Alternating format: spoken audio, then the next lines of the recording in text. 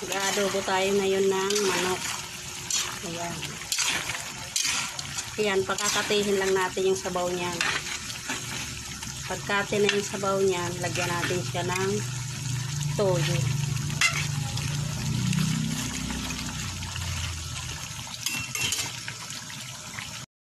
Yan ang toyo, hindi muna siya tinimplahan. Kunting toyo lang para mamaya pagkulo yan, kulay na yan.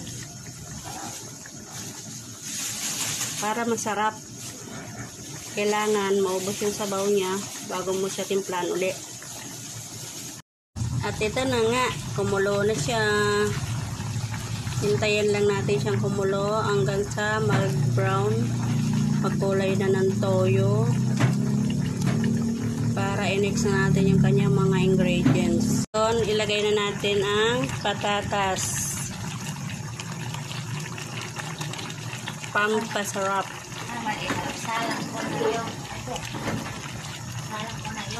At ngayon, hintayin na lang natin na maluto yung patatas. Konting kulo na lang. Ulam na. Pwede na natin ihain.